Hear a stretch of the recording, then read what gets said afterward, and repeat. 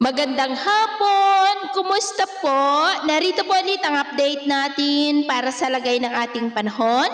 Ngayong hapon po ng February 19, 2025. Sa ngayon po ay nananatili na walang anumang sama ng panahon sa loob at labas ng ating area of responsibility. Pero mayroon pong hanging amihan na nagdudulot ng cloudy skies with isolated rain sa may northern Luzon at ilang bahagi ng central Luzon, habang may shear line na nagdudulot rin ng cloudy skies with isolated rains sa ilang bahagi ng Bicol Region, Visayas at ilang bahagi ng Mindanao. At sa ating long range forecast, wala pa rin naman pong bagyo na namamataan na tatawid po sa ating kalupaan hanggang sa matapos ang buwan na ito ay posibleng storm free po tayo.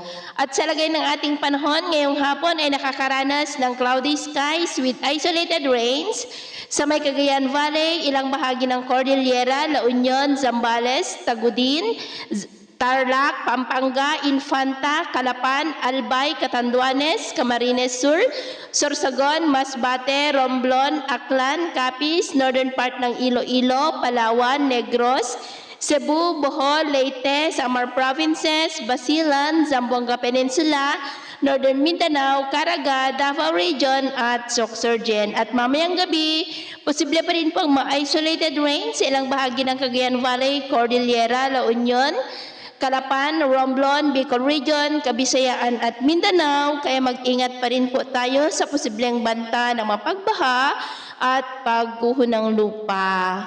Sa atin naman pong mga baybayin, maalon po ngayon sa mga baybay ng Northern Luzon mula po sa mga baybay ng Ilocos Region, Babuyan Island Seaboard, Batanes Seaboard, baybay ng Cagayan, Isabela Seaboard at Aurora at Infanta Seaboard na ang mga alon dyan ay posible po na aabot hanggang sa 1.8 to 3.5 meters height.